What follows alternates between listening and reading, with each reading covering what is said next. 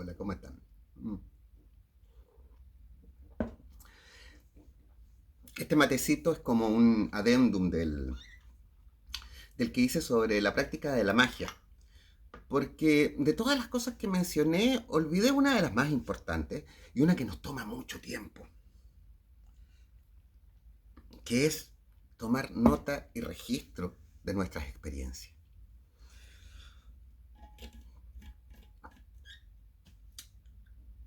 Y voy a tomar esto históricamente, porque la palabra escrita,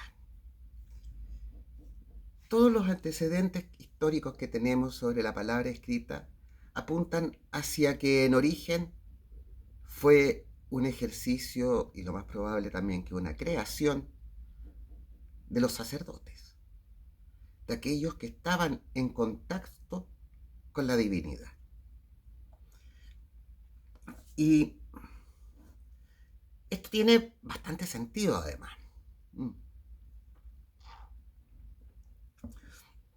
Luhmann, cuando aborda el origen de la palabra escrita, de la forma escritura,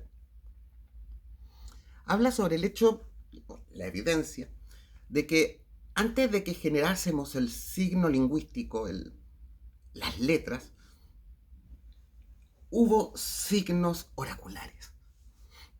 O sea, en toda cultura que desarrolló escritura, encontramos antes, históricamente, una interpretación de símbolos, voy a decir, agoreros. Que así es como lo entendemos hoy en día. No sabemos en realidad cómo ellos lo entendían. Y estamos muy distantes como para asumir que pensaban como nosotros. Y el hecho de desarrollar la capacidad que hoy tenemos tan naturalizada de ver un ángulo con una línea recta y decir A, esa es una letra A, donde el signo y el sonido que representa no tienen ninguna relación. O sea, la relación, hay una relación que nosotros la conocemos culturalmente, pero es arbitraria, no es natural. No es como ver humo y entenderlo como un signo de que puede haber un fuego. No, no es natural. Fue determinado y lo hemos aprendido culturalmente. O los números. O sea, nadie me puede mostrar un 2. Está el signo del 2, pero que ese es un signo. Me puedes mostrar dos cigarrillos. Me puedes mostrar dos cosas, pero nunca un número 2. Porque ya en sí es un símbolo, es algo abstracto que está asociado al pensamiento simbólico.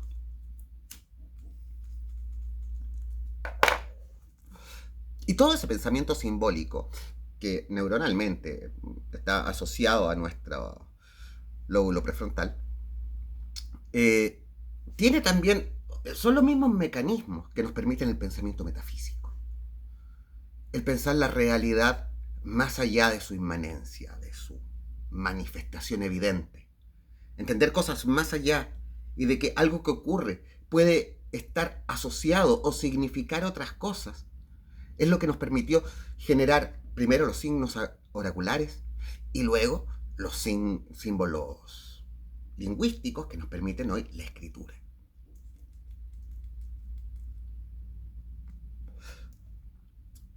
Y desde la antigüedad, quienes conocieron el oficio de escribir siempre fueron los sacerdotes.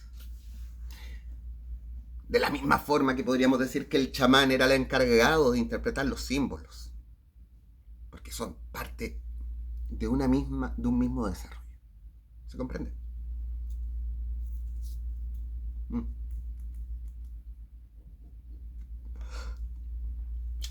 Ahora,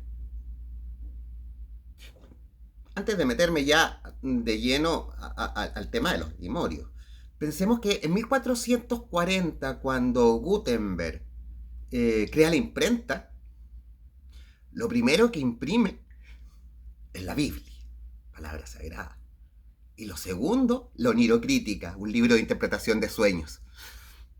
Nuevamente, entendiendo ok, ya la palabra escrita estaba inventada hace tiempo, pero ahí tenemos una nueva masificación, un nuevo desarrollo evolutivo de la escritura, esta vez impresa, que le permite multiplicarse y ¡pa! También tiene esta raigambre espiritual. Y antes de eso, los copistas. Porque antes de la invención de la imprenta, para tener un libro, alguien tenía que transcribirlo a mano. Y eran sacerdotes también. En este caso, curas en monasterio. Mm. Siempre he recordado esa historia de estos sacerdotes que se dedicaban a copiar y que para que no se quedaran dormidos, los sentaban en unos asientos, pero que tenían una sola pata al centro, así que tenían que estar permanentemente en equilibrio para no caerse. Bueno. Entonces, la palabra escrita ha estado desde antiguo vinculada a lo espiritual. No es de extrañar que una de las cosas que caracteriza a los magos en el imaginario es el escribir conjuros, dibujar símbolos, el hecho de representar, de la creación de símbolos o el conocer símbolos que connotan a otros conceptos, a otras potencias, que van más allá incluso del mundo del lenguaje, no es de extrañar. Mm. Tenemos la imagen también del mago como rodeado siempre de libros ahí en su biblioteca. Mm. Bueno, vámonos al origen de esta idea del grimorio. Allá en el siglo XIII, en España, en Toledo, Alfonso X el Sabio, no por nada le ha quedado históricamente el apodo, es quien empieza a pedir traducción de textos persas, árabes. Claro, podemos darle una racionalidad a esa solicitud de Alfonso X el Sabio, ya que España se encontraba invadida por los árabes. Y cuando, por ejemplo, el primer libro que tenemos de astrología es una traducción que manda a hacer sobre el libro de astrología que usaba el general enemigo. Así que al conocer su interpretación astrológica, también podía como prever sus acciones, por ejemplo, bélicas. Es una forma de verlo. Sin embargo, sabemos que no solo Alfonso X el Sabio era místico. Incluso, aunque los fundamentos son bastante espurios, hay quienes afirman de que debido a el exceso de confianza en sus adivinos y astrólogos es que habría caído en decadencia el reino de Toledo. Pero la verdad, eso es una crítica desde la obsesión cientificista moderna. Bueno, hoy se le conoce como la Escuela de Traductores de Toledo. Pero la Escuela de Traductores de Toledo, así como uno se lo imagina, como una casa donde hay una serie de traductores y que como de escuela uno pensaría, le enseñan a otros a traducir, no es tal, no es tal. En realidad, la palabra escuela parece estar más ocupada en el sentido de un estilo de traducción. Porque fueron a traductores independientes que Alfonso X el Sabio les pedía estas traducciones. Y que versaban, o sea, eran textos árabes, muchos de ellos sobre temas de misticismo y sobre lo que conocemos como magia.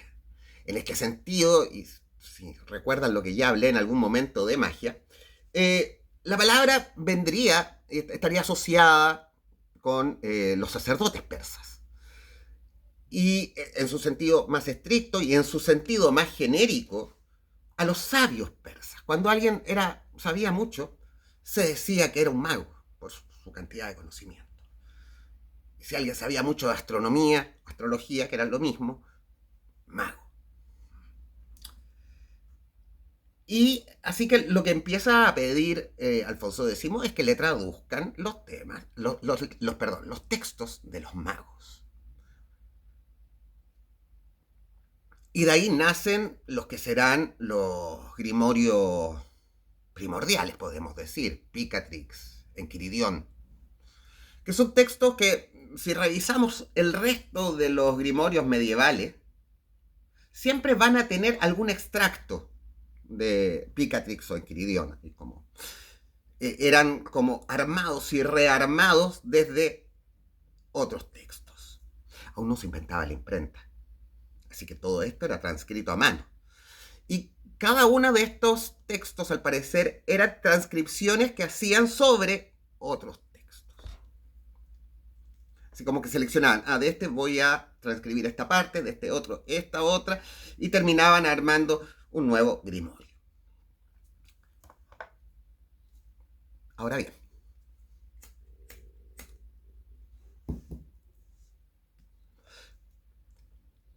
hoy en día, y esto es una cuestión más moderna que antigua, y de hecho es como nosotros hemos escrito la historia antigua desde nuestra visión contemporánea, cometiendo el error de creer que siempre se ha pensado como pensamos hoy, o sea, como pensamos hoy en día.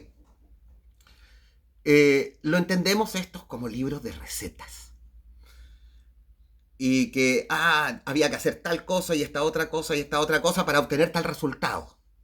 La receta para hacer la cazuela. Mm.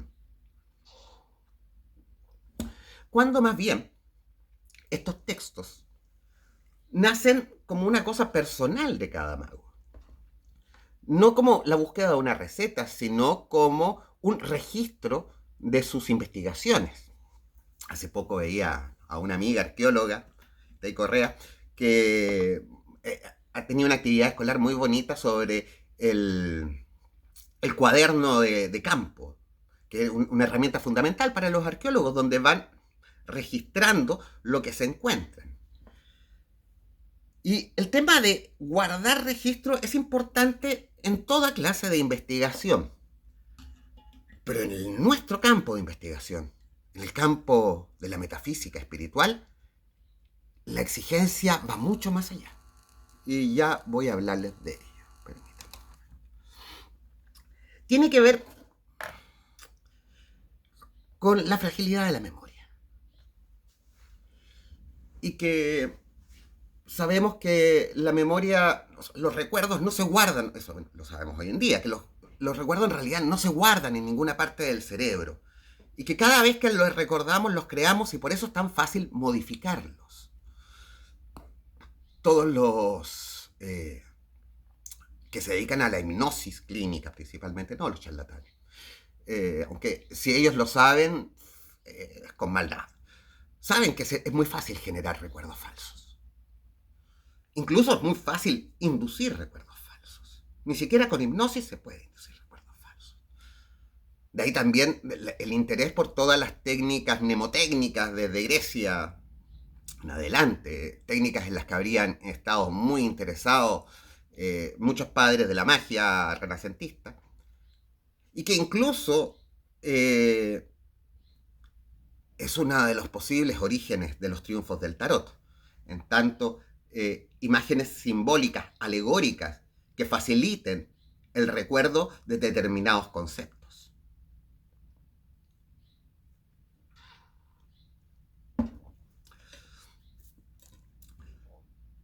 Además, las notas de campo, claro, permiten tener el registro después, cuando uno va a anotarlas y va a hacer la investigación, el análisis de datos, ahí tiene el registro inmediato.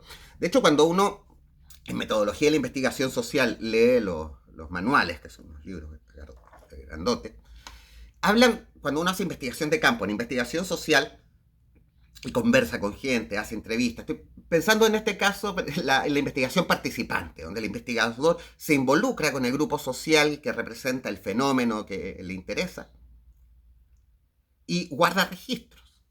Pero muchos de esos registros no los puede ir tomando porque si empiezo incluso cuando hay entrevistas, uno no puede estar anotando todo porque el hecho de ver que alguien te ve escribiendo lo que te está diciendo va a hacer que cambie su discurso. Si alguien, mientras te está hablando, sabe que lo estás grabando, va a cambiar su discurso. Y en uno de estos manuales yo recuerdo que recomendaban que el investigador, en cuanto terminara la entrevista, en cuanto terminara la observación participante, inmediatamente guardase registro. Había un ejemplo de uno que en cuanto se subía al auto, después de haberse retirado, inmediatamente mientras iba caminando de vuelta a su oficina, encendía la grabadora y empezaba a grabar todo lo que recordaba. Porque la memoria es frágil. La memoria normalmente es frágil. Eso es válido para todo. Pero ahora vamos a nuestro campo.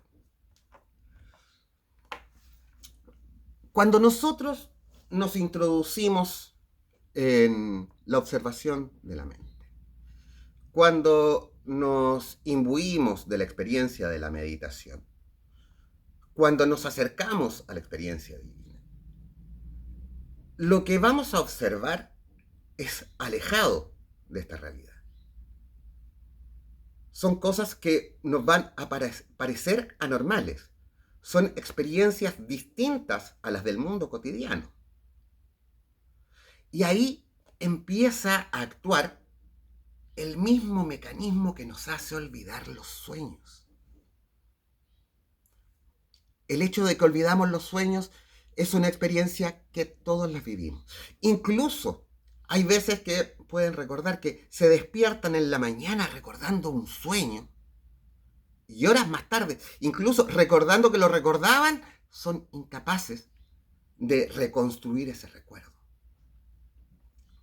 Tenemos como una suerte de, voy a decir, antivirus, así como que dice, no, esto no es parte de la realidad, eliminarlo, eliminar, borrar.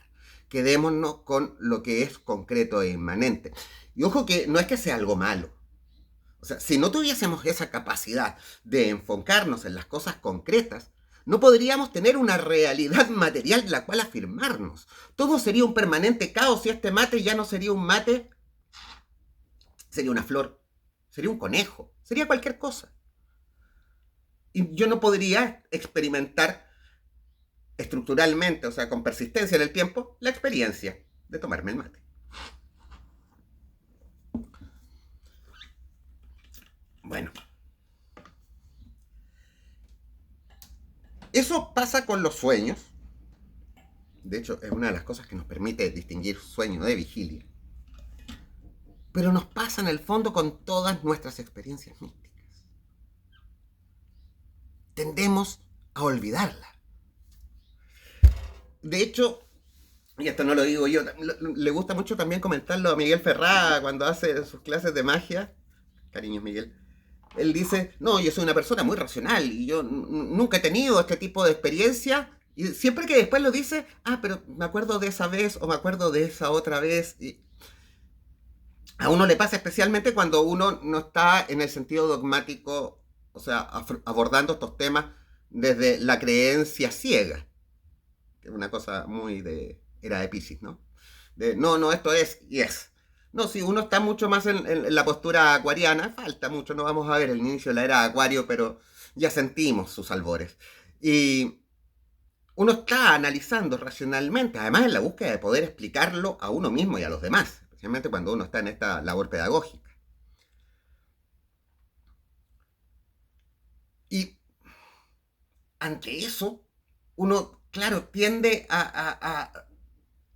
hay una desvalorización innata, no voluntaria, sino como instalada también culturalmente, que nos lleva a ir olvidando estas experiencias, que son las que más nos interesan, son las que buscamos analizar e interpretar, y a partir de las cuales construimos nuestra relación con el mundo trascendente o con la realidad trascendente. Llamarle mundo es un oxímoron, pero también es una analogía, ¿no?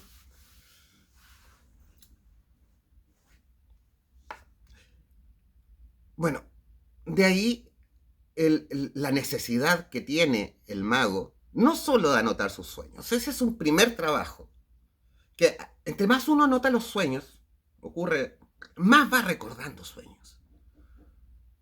Es como que se ejercita un músculo mnemotécnico que va mejorando nuestra capacidad de memoria y de recordar esos hechos que normalmente olvidaríamos.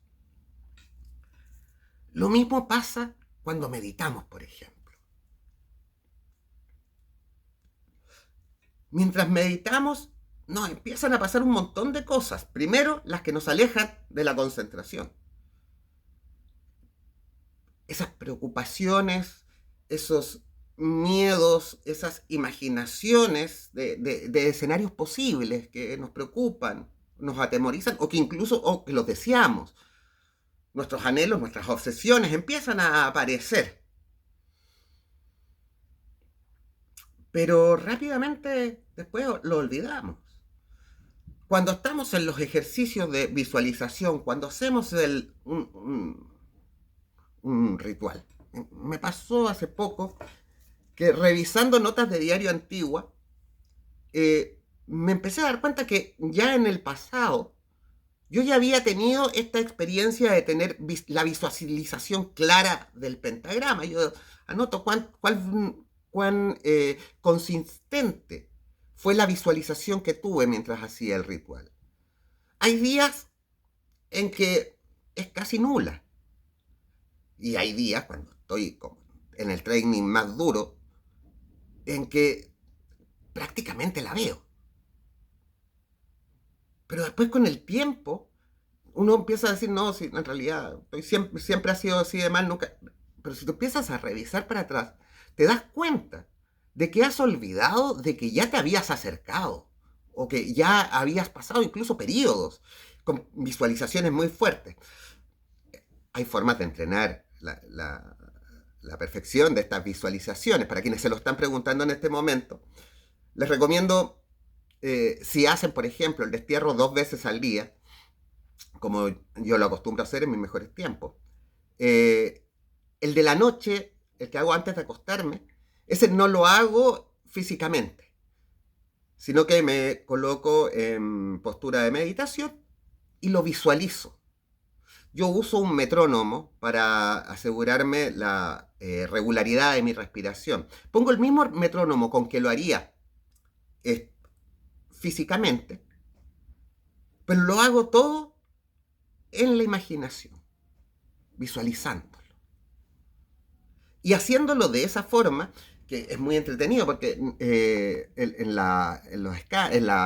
los electrocefalogramas, las tomografías, cuando hacen este tipo de experimentos, de que tú observes algo, miren cómo es la configuración que emerge cuando tú estás observando ese algo. Luego te quitan el objeto observado y te piden que lo imagines, y la actividad cerebral es la misma.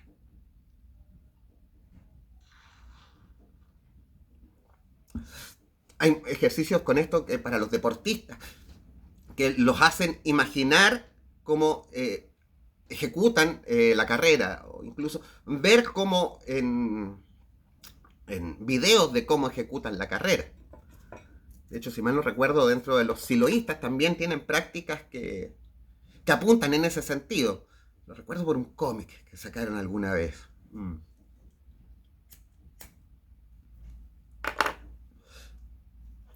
Bueno. Si uno realiza cualquiera de estas prácticas, y esto va desde el principio, desde que empiezas a realizar los primeros ejercicios de meditación, la sola realización del ejercicio tiene beneficios para la vida cotidiana, sí. Baja tus niveles de ansiedad,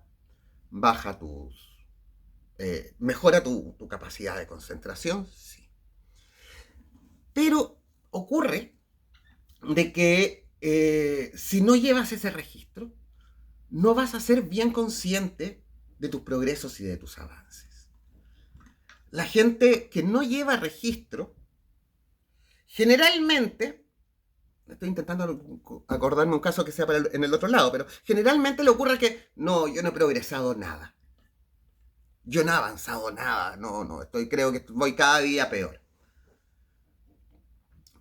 Voy a darles un ejemplo concreto que yo recuerdo que me pasó hace mucho tiempo. Cuando yo hacía los ejercicios de inmovilidad, de quedarme quieto, uno de mis mayores problemas o de mis mayores obstáculos era el que cada cierto rato necesitaba tragar saliva. Era una cosa que se me repetía. Y de hecho, en las notas de diario yo anotaba cuántas veces tuve que tragar saliva. Y especialmente cuando tenía que cuando alargaba el ejercicio a 15 minutos, a media hora, mátate. Y de hecho, este mismo proceso de olvido, a veces se me olvidaba cuántas veces, ¿no?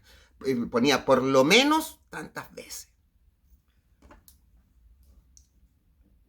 Pero pasó el tiempo y olvidé completamente ese esfuerzo y después me di cuenta de que en un momento ya no había necesitado tragar saliva. Y ya yo después me mantenía, pero había olvidado completamente todos esos meses, fueron meses, me acuerdo, que pasé con esa dificultad de tener que tragar saliva, lo cual era una interrupción de la inmovilidad, hasta que de repente dejó de ocurrir. Y olvidé que con mi constancia y mi ejercicio había logrado superar esa traba. Estaba preocupado de otros temas en ese momento, pero no valorizaba que gracias a la constancia había superado ese problema. Y eso ya te da una motivación. Estamos hablando de una práctica donde tú no vas a ver crecer tus músculos o no vas a estar, no sé, corriendo los 100 metros planos o ejecutando una obra musical que tienen manifestaciones muy evidentes y concretas sobre tu progreso. Aquí todo el progreso es espiritual, que es algo que no es parte de lo inmanente, así que es mucho más difícil ser consciente y eso acostumbra a generar una visión negativa del propio progreso. Tengo la sensación, no recuerdo algún caso específico en este momento, pero de gente que le pasa lo contrario, que se cree que está muy, muy bien y que está prácticamente iluminada, está haciendo que no se va dando cuenta de sus desconcentraciones y de sus dificultades. Pero lo más probable es que no lo recuerde porque es la gente que está en esa posición narcisista y yo soy un superhéroe en la meditación, tampoco lo manifiesta. Mm. Y además ocurre otra cosa que también tiene que ver con esto mismo y que es de las cosas importantes de por qué debemos escribir todas estas cosas. Y voy a ir a la meditación, pero en su otra acepción, en su acepción más antigua en el mundo occidental. Antes, cuando se hablaba de que tienes que meditar sobre un tema, que en estricto rigor uno no medita sobre un tema, porque la meditación es ir más allá de los temas. Pero antes se entendía la meditación como la reflexión, es decir, plantearse un tema y darle vueltas, encontrarles otras formas, sentarse en silencio a hacer elaboraciones sobre la problemática y encontrar nuevas conexiones entre sus elementos, etc. Mm. Lo cual es mucho más fácil cuando nuestro tema es concreto, como los temas que trata la ciencia. En los temas que tratamos nosotros es mucho más difícil. Y estamos mucho más llenos de incertidumbres y incluso de contradicciones. Y cuando estamos en la reflexión sobre los temas metafísicos, se nos cruzan cosas racionales, cosas emocionales, inseguridades, un montón de temas. Toda esa, todo ese caos mental nos dificulta llegar a concentrarnos en una conclusión o en algún punto de interés. Una de las cosas que esto también lo dicen en neurología, que tiene que ver con perdón, en psicología del aprendizaje, del efecto embudo.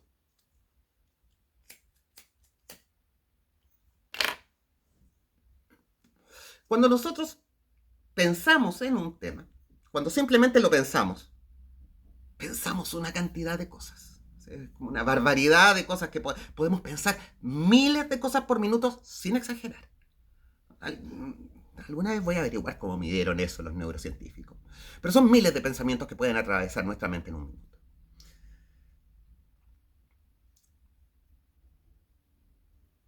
¿Y cómo llegamos a un algo? ¿Cómo llegamos a una conclusión? Bueno, al momento que nosotros lo escribimos, en ese momento tuvimos que agarrar todos esos pensamientos y decidirnos por uno, decantarnos en un punto, llegar a esa concentración de decirlo con esta palabra. No es importante si es la palabra correcta o la incorrecta. Lo importante es la síntesis, ese proceso de llevarlo a una cosa y anotarlo. Lo que además es un gran ejercicio terapéutico. Y les voy a aprovechar de pasar un dato. Que yo lo aplico. Y que es una de las cosas que le agradezco al ejercicio, no solo de llevar diario de sueño y diario mágico, sino que además llevar diario de vida. Bueno, de ahí voy. Pero antes les quiero pasar el dato. Cuando ustedes sienten de que llevan días enojados con alguien, que llevan días preocupándose de algo que ustedes creen que no debiesen dedicarle tanto tiempo mental, escríbanlo. Llevarlo a un papel escrito, voy a decir, produce un efecto mágico que inmediatamente baja la obsesión mental sobre ese tema. Cualquier tema obsesivo recurrente de su mente, al que no le estén encontrando solución, que por lo tanto seguir pensando tanto sobre ese mismo tema no les está trayendo beneficios, escríbanlo. Con solo el hecho de escribirlo, incluso pueden llegar a encontrar la solución. O pueden encontrar, la verdad, la forma de librarse de ese pensamiento recurrente para ocupar su mente en cosas más útiles. Y ahora, lo último que voy a decir, para no alargarme más.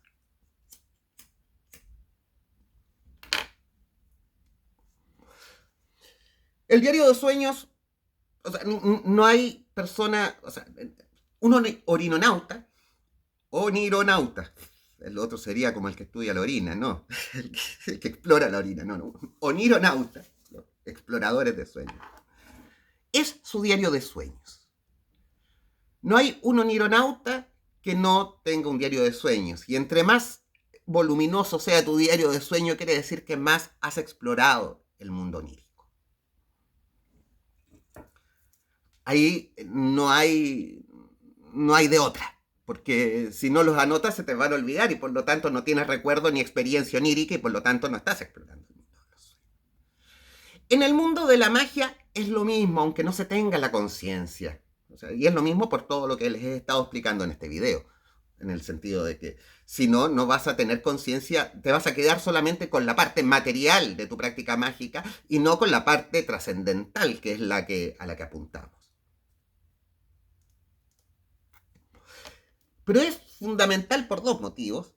El llevar además el diario de vida. Que muchos cuando uno dice esto de que hay que llevar diario, te dicen, se burlan y, ¿qué quieres que escriba? Querido diario, porque se toma como una cosa que es de adolescente y de niñas adolescentes más encima.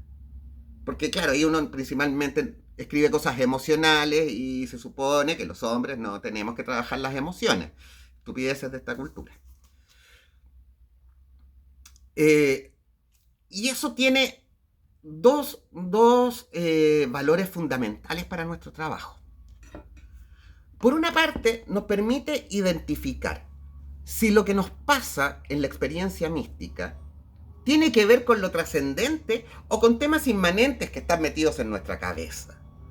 A ver, yo este día tuve tal experiencia mística, pero ¿qué me estaba pasando ese día? Estaba enfermo de la guata, quizás por eso, no sé, tuve esas pesadillas, o por eso ese día no logré una buena visualización.